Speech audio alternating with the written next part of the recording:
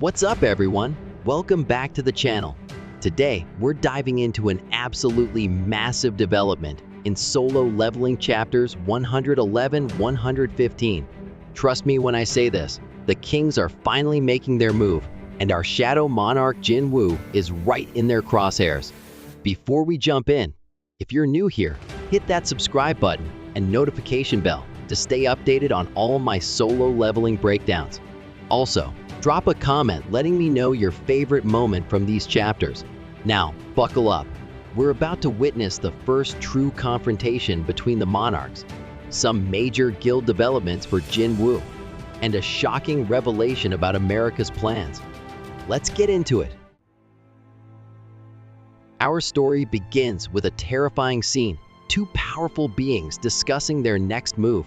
These aren't just any creatures, they're monarchs, the rulers from the other side.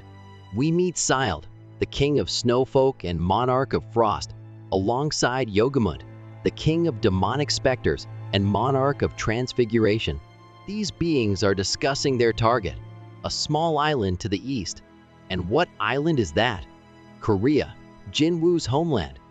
Yogamund reveals something crucial. The rulers have decided to release their legion south of that place. But what's even more interesting is their mention of the greatest fragment of brilliant light being confirmed in Korea. This is huge, people. The monarchs aren't just after Jin-Woo, they've detected another powerful entity in Korea. Remember this point. It'll become extremely important later, when a brave but foolish man interrupts their conversation to protect Korea. Sild effortlessly blocks his attack with an ice shield before counterattacking with devastating power. This brief exchange shows us just how outclassed normal humans are against these godlike beings. What's fascinating here is how the story is finally pulling back the curtain on the larger conflict. Jin-Woo isn't just fighting random monsters. He's become entangled in an ancient war between the monarchs and the rulers, and Korea has become the focal point of their attention.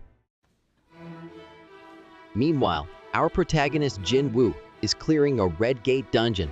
The boss, confident in its ambush strategy, quickly realizes its fatal mistake when none of its minions respond to its call.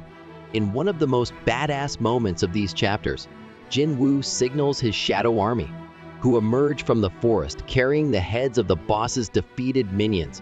Can we just take a moment to appreciate how terrifying Jin-Woo has become? The hunter has truly become the apex predator. During the battle, we get to see Jin-Woo's shadows in action again. Beru slicing off the boss's arm, Igris chopping off its leg, and Tusk using his inverse gravity ability to pin the creature to the ground.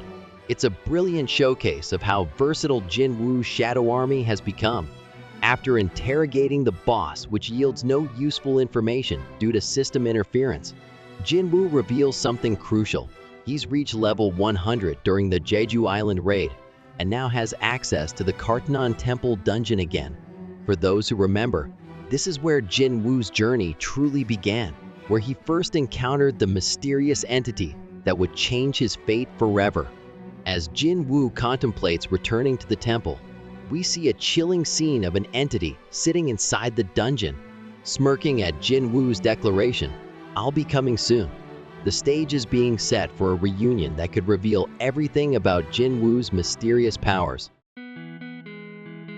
Back at his office, Jin-Woo and Jin-Ho are handling business matters for their newly formed guild.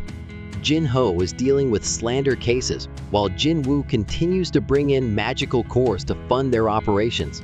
When the topic of naming their guild comes up, Jin-Woo initially suggests Solo Play Guild, which is ironic considering his growing shadow army.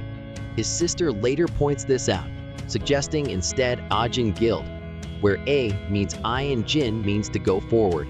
This name will become significant, as it represents Jin-Woo's journey from a weak E-rank hunter to possibly the strongest being in the world. Their conversation is interrupted by a surprising visitor.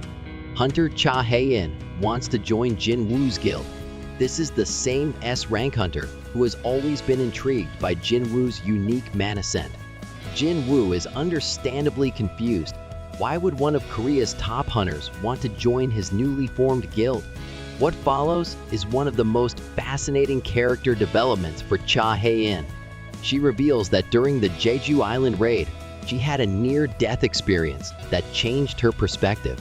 The truth is, she's drawn to Jin-Woo not just because of his unique mana, but because she literally wants to stand by his side till the very end. To test Cha Hae-In's resolve, Jin-Woo proposes an entrance test. She must defeat one of his shadows. After using his shadow exchange to teleport them to the association's gymnasium, proving he can transport others with this ability. The test begins. Jin-Woo summons Igris, his skilled swordsman shadow, and even equips him with the Demon King's longsword. The battle is intense, with Cha Hae-In showcasing her incredible speed and skill. What's interesting here is Chairman Go-Gunny's reaction. Watching the footage from his office, he smiles knowingly about the developing relationship between Jin-Woo and Cha Hae-In, even ordering the CCTV footage to be erased to give them privacy. Against all odds, Cha Hae-In defeats Igris. She then asks to fight Jin-Woo's strongest shadow, Beru. Jin-Woo is hesitant, knowing how dangerous Beru can be, but agrees with strict instructions: defeat her without causing harm. The battle showcases the massive gap between Beru and even S-rank hunters. Beru effortlessly dodges all of Cha's attacks, even scaring her with a powerful scream that throws her back several feet. Despite the obvious difference in power, Cha refuses to give up. In a desperate move, Cha gathers her remaining mana for one final attack using her Sword of Light skill. She manages to pierce Beru's exoskeleton, triggering something dangerous: Beru's instinctual command to annihilate all enemies. As Beru prepares to kill Cha, Jin-Woo intervenes just in time. The near-death experience leads to a critical question from Jin-Woo. Why were you trying so hard? Are you perhaps interested in me?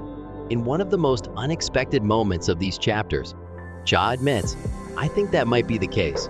This confession stuns Jin-Woo, who later can't believe a girl is actually interested in him. Despite his growing power and improved appearance, Jin-Woo's humility and social awkwardness remain endearing traits of his character. Meanwhile, in America, we learn something extremely concerning. After Michael Connor and Miss S. Sellner's failed attempt to recruit Jin-Woo, they report their findings to David Brennan, the director of the Federal Bureau of Hunters. Miss S. Sellner's revelation is mind-blowing. Unlike other awakened hunters who draw power from connections to the other side, Jin-Woo is the darkness itself. He doesn't borrow power, he uses his own strength, meaning there's potentially no limit to how powerful he can become. This leads Director Brennan to unveil America's backup plan, a runestone found in the corpse of Kamish, the catastrophic dragon that destroyed the West Coast. This runestone has been waiting for a mage-class national-level hunter, and now Brennan plans to use it as bait for Jin-Woo. The episode ends with a critical revelation from Cha's memories.